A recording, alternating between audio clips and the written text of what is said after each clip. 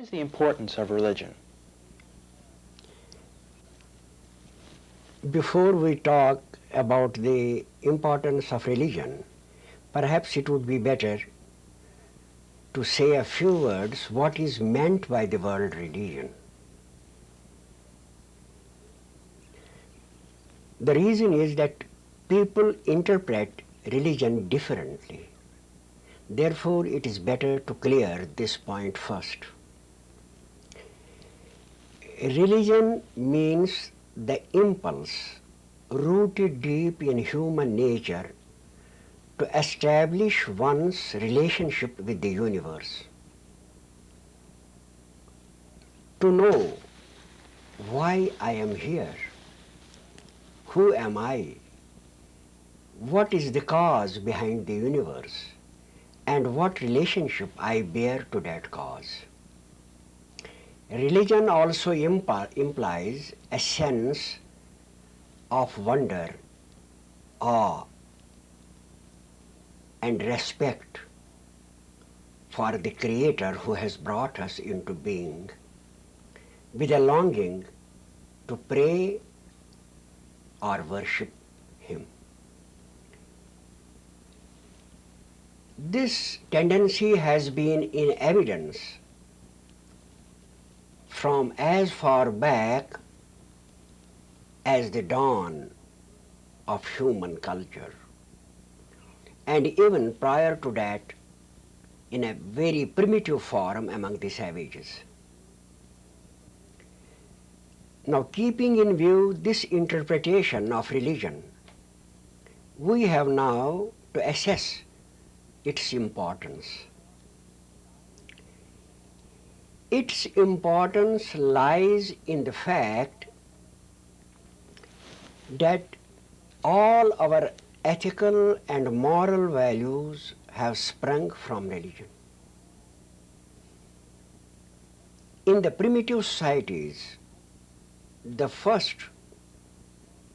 ideas of totem or taboo, as for instance, taboo of marrying within the family, started from the religious impulse, from the idea of sacred and the profane. That which belonged to the earth, to this world, was treated as the profane, and that which was above this earth, which related to the soul, was treated as the sacred. So we find the rudiments of our moral sense stretching back to the remotest periods in history.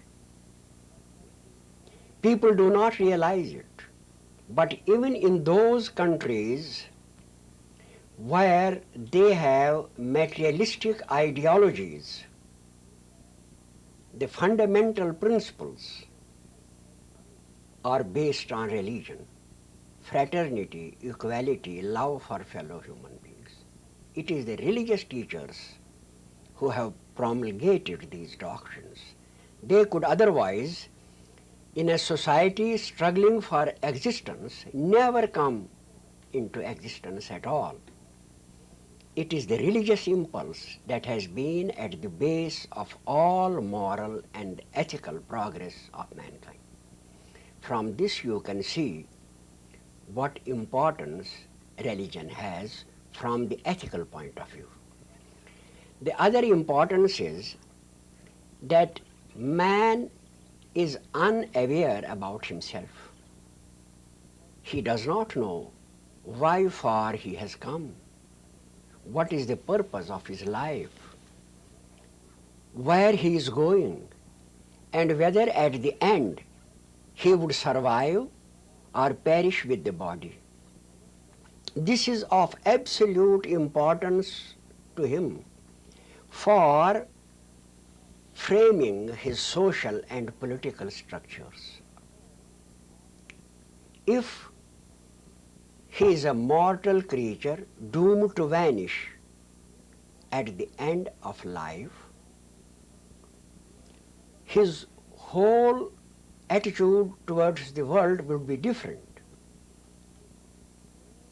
from what it would be if he comes to know that he is an immortal being and has to live even after his death, maybe to pay for his deeds. That would change his whole ideas about life. That is the second reason. The third reason is that man does not know himself.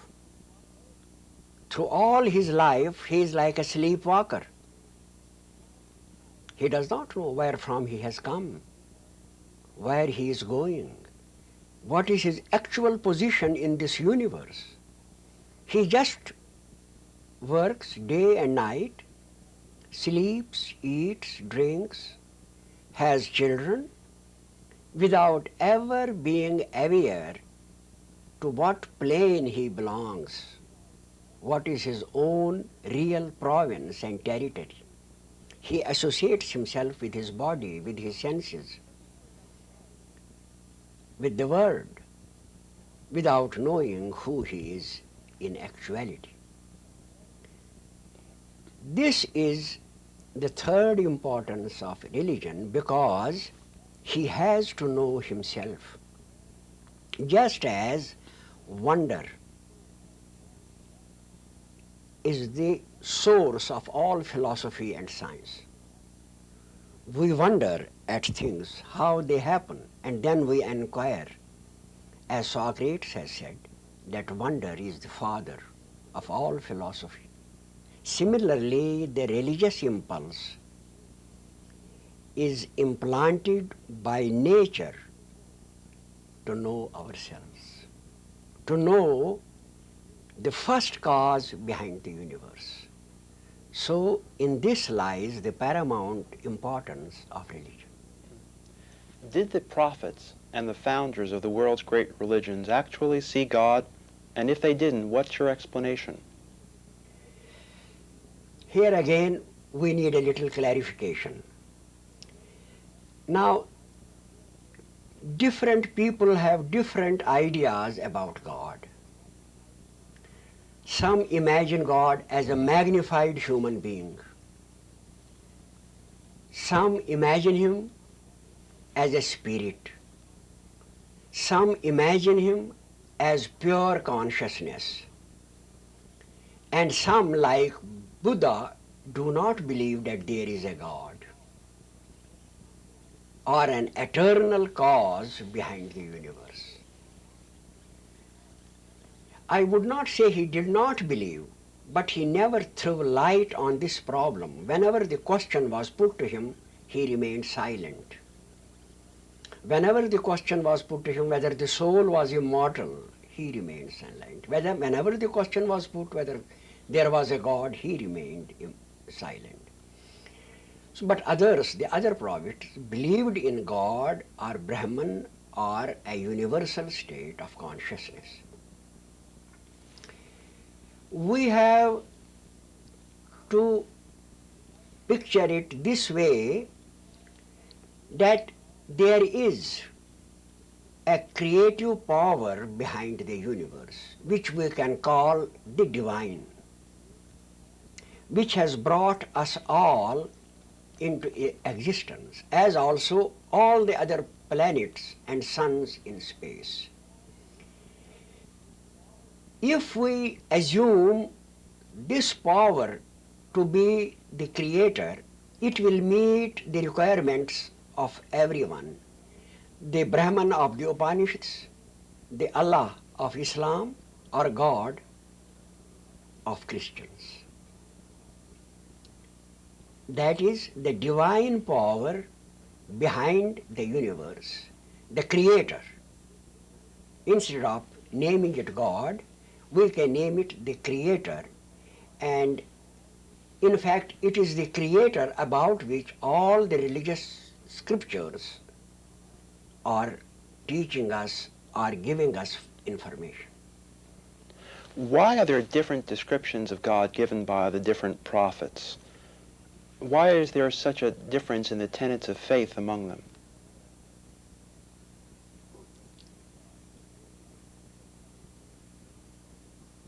In actual fact, there is not much difference in the descriptions given by the various prophets.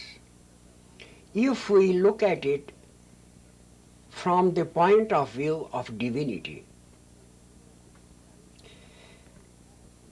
entrance into the realm where God exists, that is, in the domain of the spirit, is not an easy matter.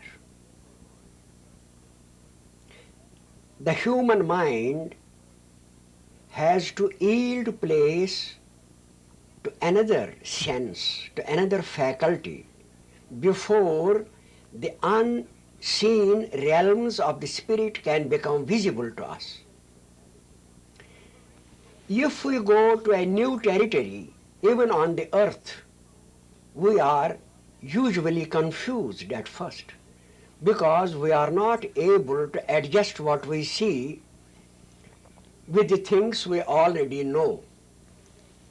In the same way, we can very well imagine that if a prophet is all of a sudden transported into the presence of a divine power, it would be extremely difficult for him to put the vision in the right perspective.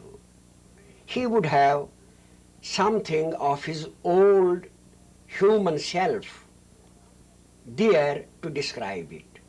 So some have described it as an ocean of consciousness, others as a divine being sitting on a throne, others as pure spirit spread everywhere. But they are unanimous in certain things. That is, God is glory, God is spirit, God is omnipotent, God is omnipresent, God is omniscient, and God is the creator of the universe. They may have drawn different pictures at different levels of their own perception, and their narratives might be different. But when we look at it from a very penetrating point of view, we find that their descriptions tally in the broader outlines. So that there are similarities between the visions of, for instance, Christ and Mohammed, Buddha, the author of the Bhagavad Gita, and the great prophets? There are many similarities. In the first place, there is the sensation of light. In every vision of divinity or God, the seer or the prophet finds himself enclosed in glory, the glory of the God or of the divinity which he is perceiving. The other thing is of immensity of the vision. He feels that he is in presence of an all-pervading personality or consciousness. Then there is the certitude that life is immortal, that I am immortal, that there is a soul in me which belongs to God. Then again, there is wonder and awe. All the prophets have expressed this, their wonder and awe at the sight of God, or the spirit or consciousness, whatever you may call it. Then again there is emotion. The whole heart goes towards this vision. There are tears in the eyes. The heart throbs, palpitates, and one has a sense of complete and utter surrender and submission. So there are many similarities in the vision of divinity experienced by all prophets, to which they have given expression in their writings. Then there are also similarities in the revelations granted to them in that state, which we can discuss at another place. So you would say that there are basic characteristics of that God vision or the mystic experience or enlightenment. Is this vision for people who are especially born for the experience? You see, according to the traditional views of different faiths, those who are granted the vision are the recipients of heavenly grace. They are chosen for it. For instance, we believe that all the prophets who came were the chosen envoys of Almighty God. They were sent to mankind with His commandments or His message. This is the traditional belief. In India, the belief is that they are the incarnations of God, that God Himself incarnates in the human form and then becomes a prophet like Krishna or Rama. And according to Buddha, he was enlightened. He realized himself and then was able to give the wisdom for others to follow. So there are different versions of this experience in different faiths of mankind. But I am putting another interpretation on it. According to my own experience and also according to the study I have made of the various scriptures, it appears to me that this experience of God or cosmic consciousness is actually an experience of a higher form of consciousness towards which mankind is evolving at present. In other words, what I mean to say is that just as man climbed from the state of an animal to that of a man, rich with wisdom and knowledge and ethics which do not exist in the animal kingdom, he has to take another leap to reach a higher dimension of consciousness where he can perceive the creative energies of the universe. What would be the characteristics of a man who had this vision?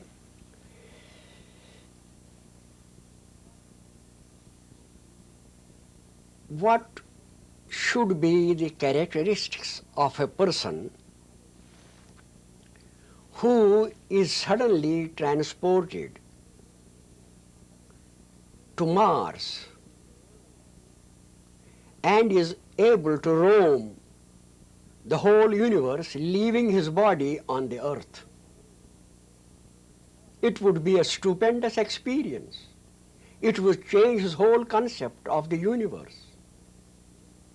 He would then be a pure spirit, moving here and there at his will, without any pain, sorrow, suffering, or need for food, drink, or sleep. This is a simile to make you understand what effect mystical experience has on a person. He sees himself now as an immortal being, as one with the divine forces in the universe. He is no longer a mortal now, afraid of small things. His vision is broadened. He is able to look into the future as also into the past. New knowledge is granted to him, and he lives a nobler life compared to the average individuals. He becomes humble, he becomes a devotee of divinity, he is always in a state of prayer or worship within because he feels the immanence, the presence of divinity around him and in himself. So this should be the criterion by which we can judge a person who has this experience. He is transformed. When the prophets and the great founders of the religions lived, the world was very poor and life was very harsh. Now things have changed dramatically. Science has changed the picture. Does that same promise and that same vision hold good? This is true that science has transformed the life of man,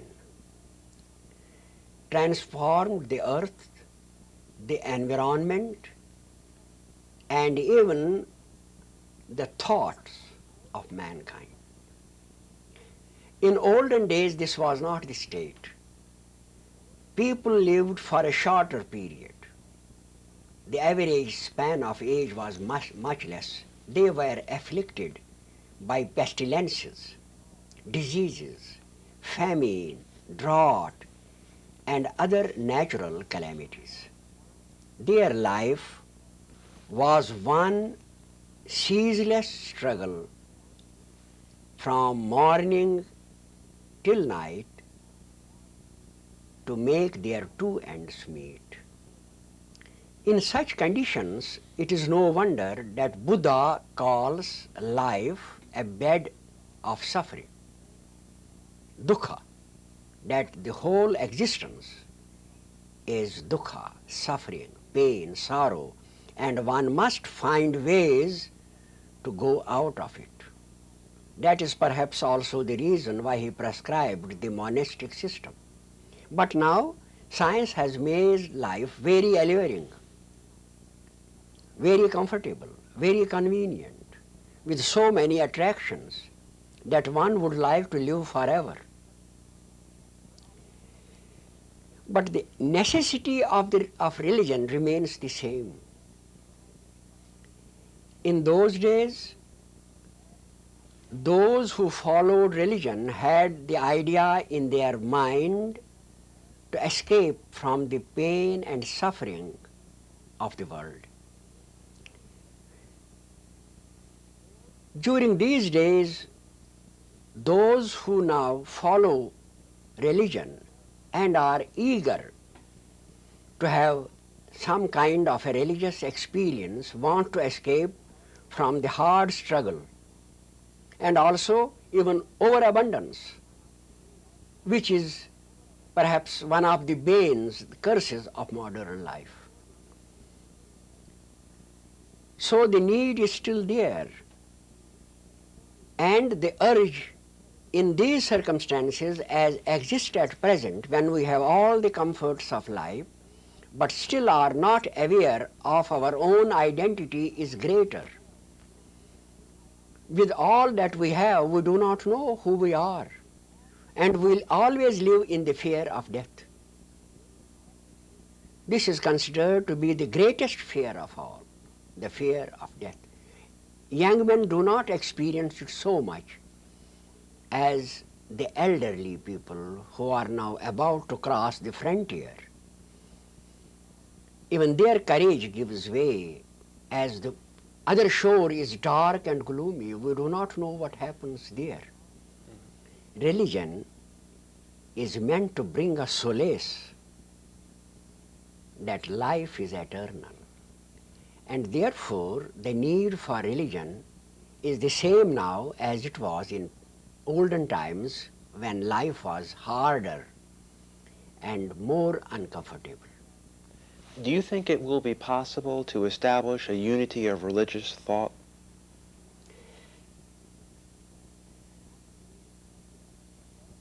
It is not only possible, but that should be our aim, to establish the unity of religion is the most urgent need of our time. mankind cannot afford to live divided, either politically or spiritually, with the threat of a nuclear war hanging over our heads.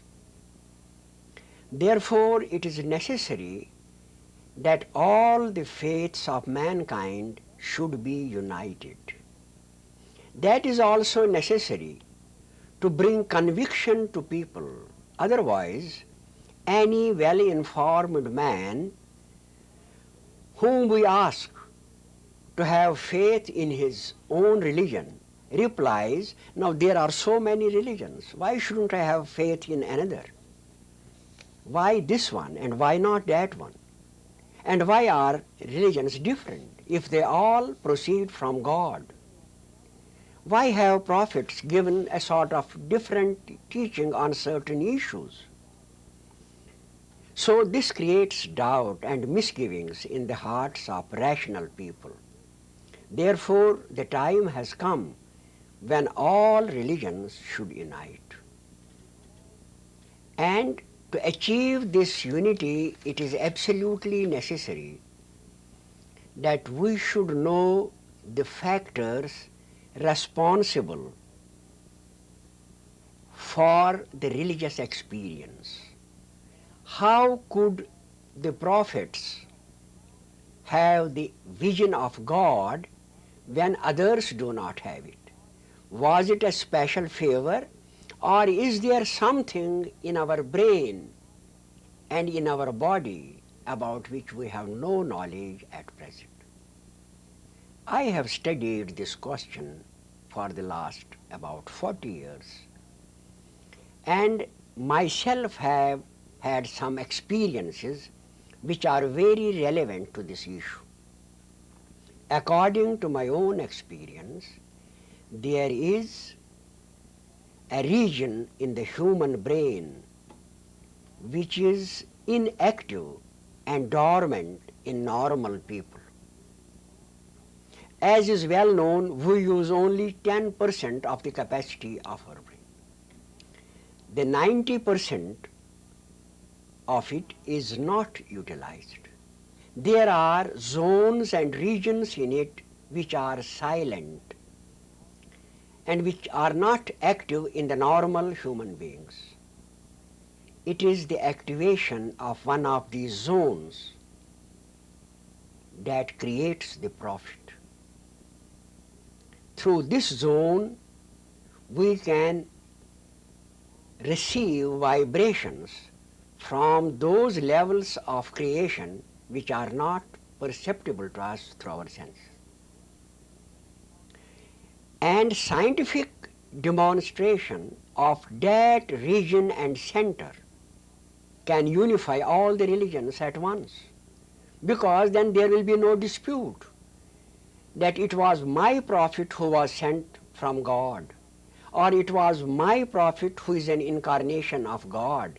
Then everybody will know that all these prophets had a special endowment like men and women of genius in their brains, through which they could perceive the glory of the Spirit, through which they could reach the hidden levels of creation to which we have no access. That would solve this problem once for all and unify the religions. Are there techniques to activate that center in the brain? Does yoga, for example, do that? Do asanas, body postures, or breathing exercises help? All religious disciplines are designed to activate the center. In fact, religion is the channel through which the racial consciousness has worked to give a picture of the future state of man and the disciplines and the way of life he has to follow to reach that state. Even a cursory look at the scriptures will clear this point. Christ refers to the kingdom of God lying in us, which we can achieve by living a righteous life. Krishna refers to the vision of the cosmic form or the final state of yoga to which we can attain by following certain principles of life. Buddha refers to his eightfold path to achieve realization of oneself or nirvana. And Mohammed also refers to the straight path, Rahe Mustaqim, the straight path by which one could reach Allah or God. So you see, in all the religions of mankind, there is a target where man has to reach an ideal of God or Allah or Jehovah or Nirvana or Brahman, and also the way of life to be followed and the disciplines to be undertaken by which it can be attained. Yoga is also one of these disciplines. Meditation is also one of these disciplines. All these disciplines have been revealed by mystics, prophets, and spiritual teachers under inspiration to guide other fellow human beings on the path, to show them the way which they themselves traversed to reach divinity. From this point of view, when we practice yoga or meditation or any other form of religious discipline, we are trying to accelerate our evolution. We are trying to activate the region in the brain in order to reach higher levels of perception. When we reach those higher levels of perception, then we can perceive or intuitively grasp the divinity behind this universe. So the purpose of meditation or yoga or any other spiritual discipline is to reach a transcendental state of awareness in which the hidden reality of the universe becomes perceptible to us. We hear so much about meditation, and there are so many ideas about it. What is meditation? Meditation is concentration. Meditation is the application of the mind on the divine. Normally, we apply our mind to the solution of worldly problems. We apply it to study. We apply it to get a degree. We apply it in our business. We apply it in our writings. We apply it in mathematics, astronomy, science. We apply concentration in all branches of knowledge. In fact, it is concentration and application of the mind that has given us all the knowledge we possessed.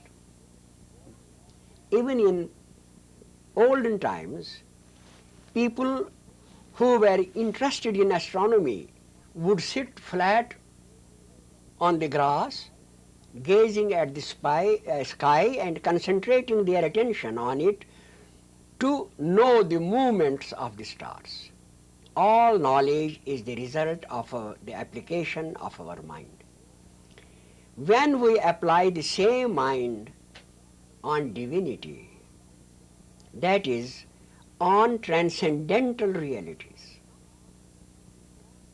on something which is not visible to us in the normal way, then we activate the center already provided by nature for the purpose. By constant application, by constant concentration, by constant meditation on divinity and transcendental realities. We are stimulating this center. And suddenly one day they can bear fruit and the center can be activated. The purpose of meditation is to activate this dormant center in the brain. There is no magic in it. It is wrong to say that when you meditate, you will reach God all of a sudden. You will take a leap. How? When everything we do, think or act comes from the brain, how can we take a sudden leap and reach God leaving our brain halfway out? That has been a mistake throughout. On the other hand, the actual position is that all our religious disciplines are meant to accelerate our evolution. It is for this purpose that they were relieved to the prophets. In addition to the disciplines, we have also to follow a certain model in our life. And this model too has been described by the prophets. There they are all agreed. Humility, charity,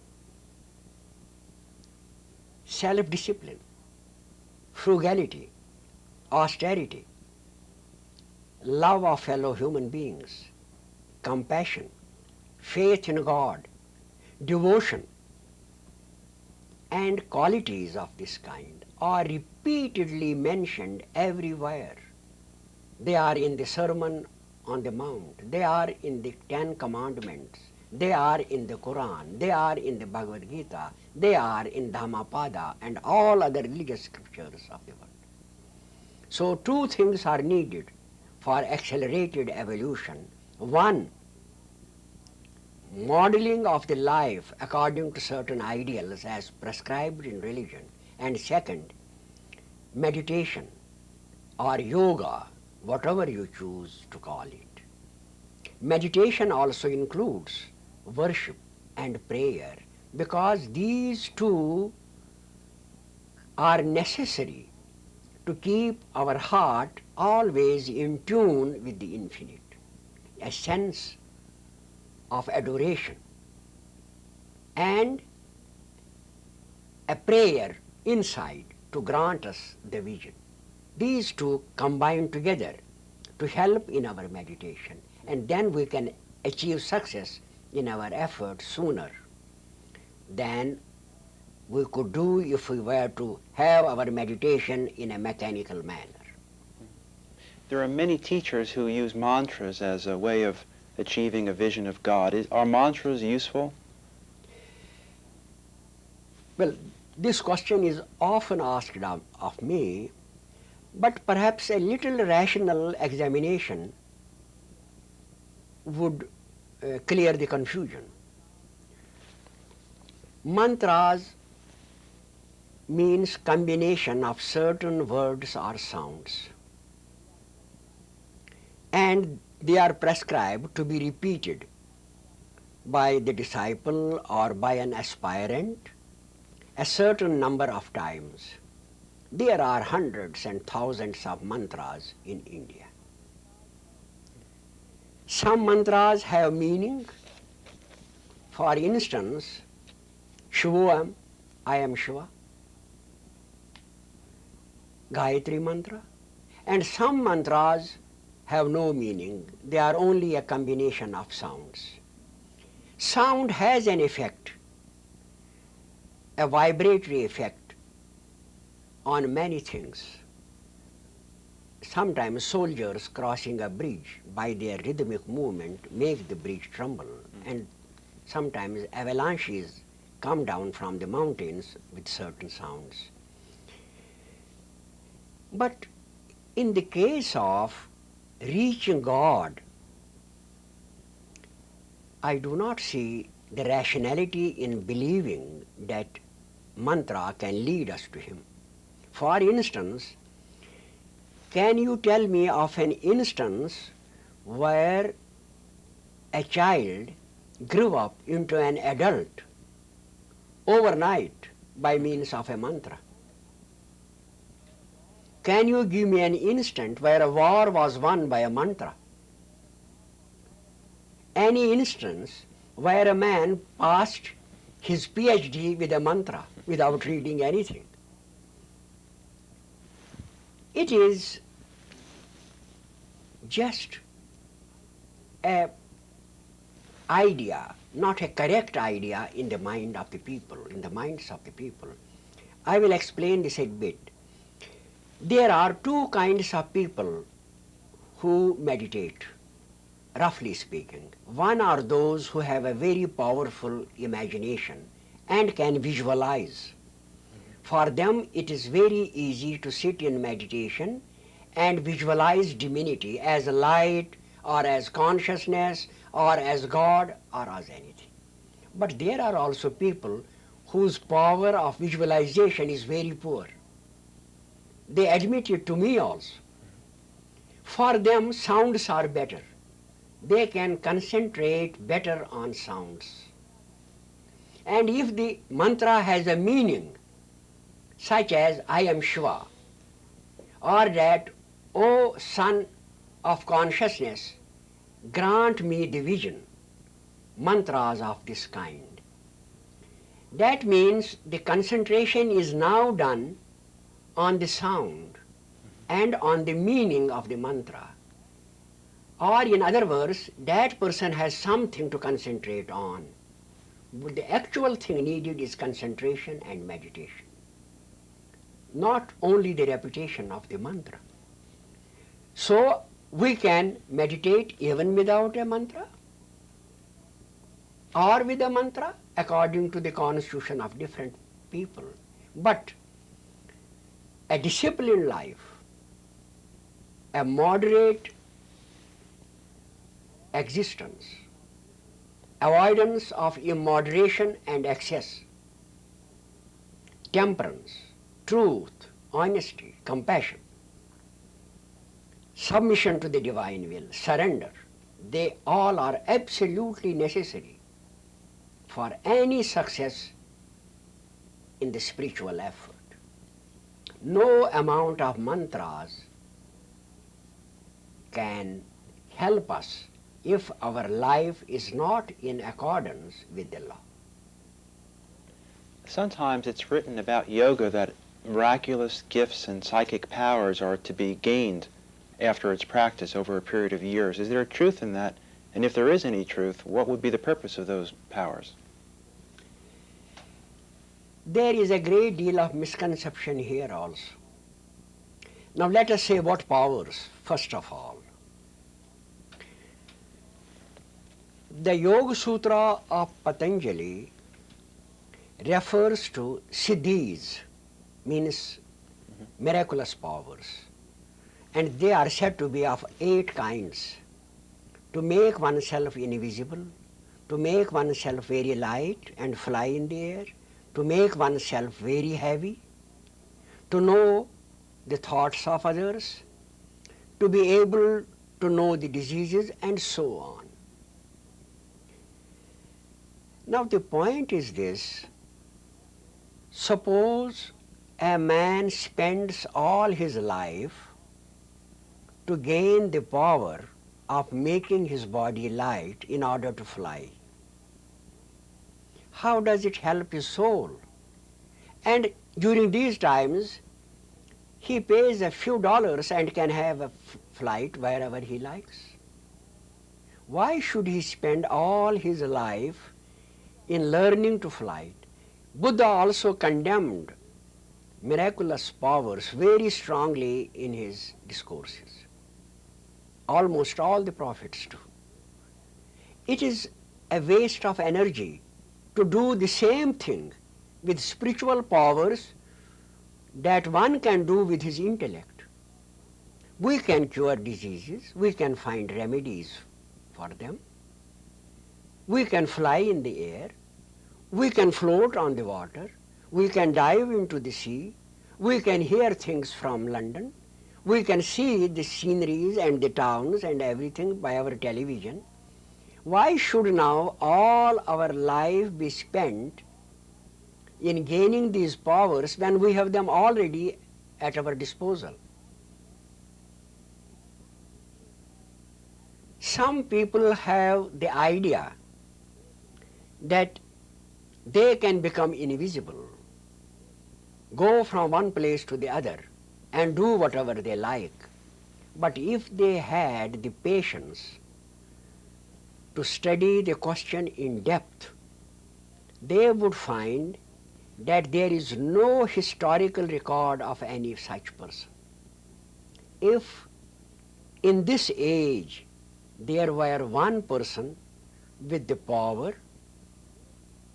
to make himself invisible and to fly from one place to another, this one single man could make a nation the sovereign of the earth. He could go every night into the room of a dictator or a prime minister or a scientist or a manufacturer and make them do what he liked, maybe with a revolver in his hand. Such one man would be equal to all the armies you have. You cannot resist him.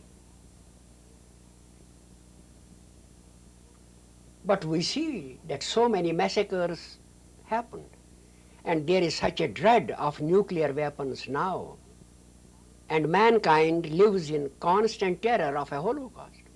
But there is no one who undertakes to eliminate this threat. So this is more or less a myth.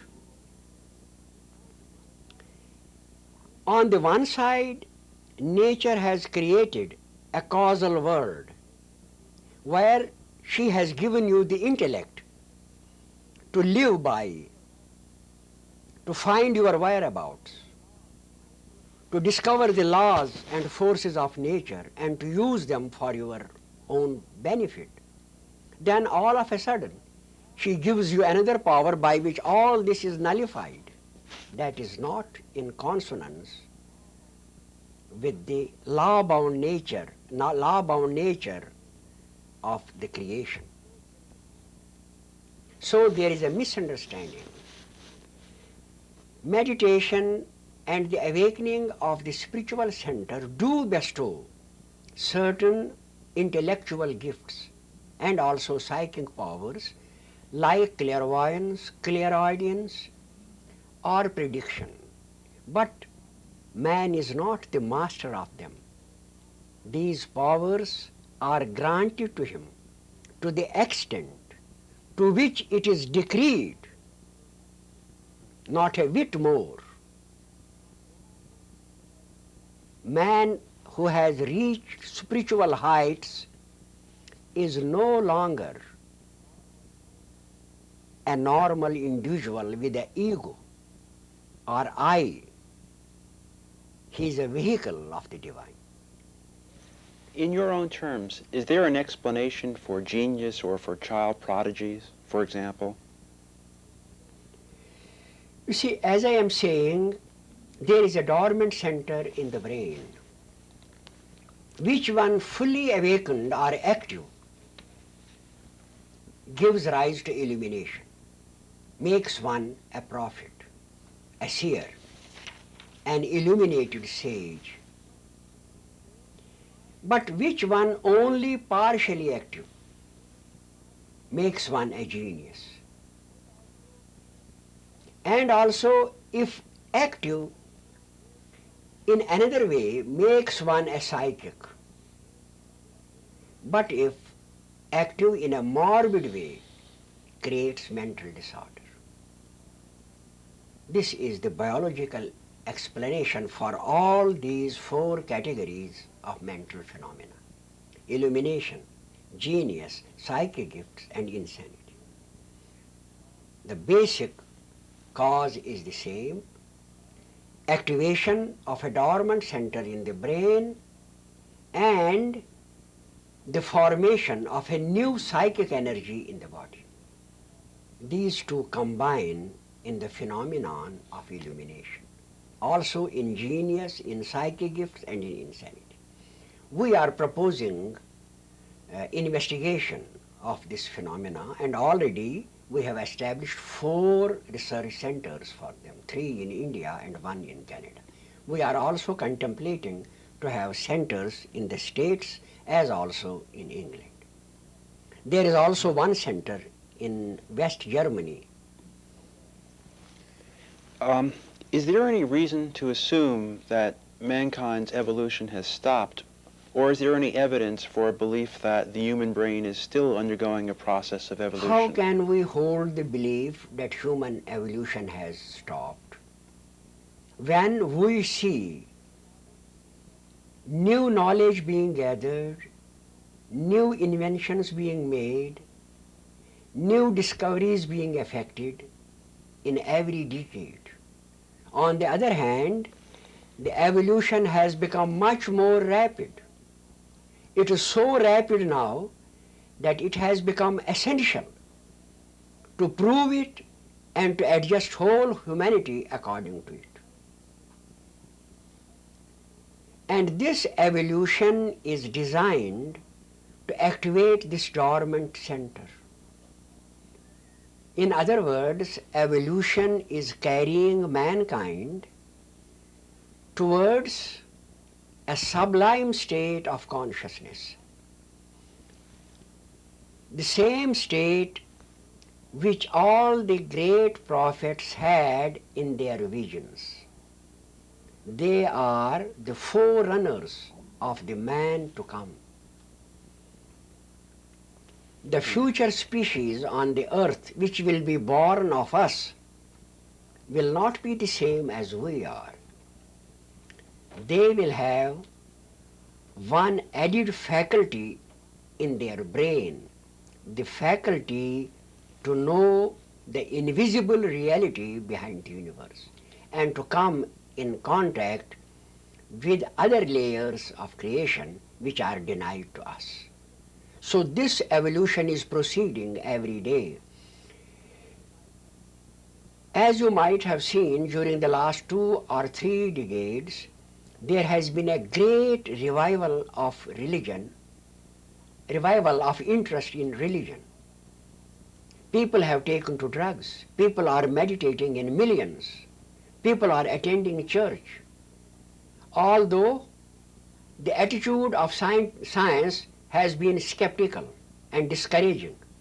But in spite of this, people are going more for religion now than they were going 50 years or 60 years before. The reason for this lies in the fact that it is the demand of evolution. It has created a great urge in the human heart to know itself. And therefore, every possible effort is being made to have experience of transcendence or higher consciousness. This is the reason why so many books are being written on the subject and why even so many scientists are engaged on the search of consciousness itself. So do you think that the process of evolution is being speeded up in the last few years? That evolution is accelerating in some way? Yes, there is a rapid acceleration of evolution during these days. Science has provided all the facilities by which man can live a more leisurely and a more meditative life. Mankind in almost all parts of the world, I mean to say in those who have enough to eat and a shelter, they are constantly occupied with some sort of a mental discipline. They are reading, writing, seeing the television, hearing the radio, attending to work in their offices, which keeps their mind constantly occupied. That is evolution. The more you keep your mind concentrated, the more you stimulate your brain to evolve. In fact, it is concentration, as I have already said, that has given us all knowledge. It is concentration that will give us higher consciousness also. And since our concentration has become greater, it means the speed of evolution has also increased. Do you think that there is a relationship between the body and the intellect that spiritual disciplines are meant to establish? Why don't we just end it with that question? We're out of tape. We're going to be out of tape. Okay. Then we'll put new tape in. Okay. Then he should have just a slight lunch. Then we can proceed. How much time have we been? About 53 minutes. Wow. How much? 53 minutes. 55 minutes, basically. But we ran out of tape. We'll Right near the replace end the of the tape, tape. so we'll pick up that last question. I see. And then you can have your lunch now. Yeah, I will go for it. Yeah.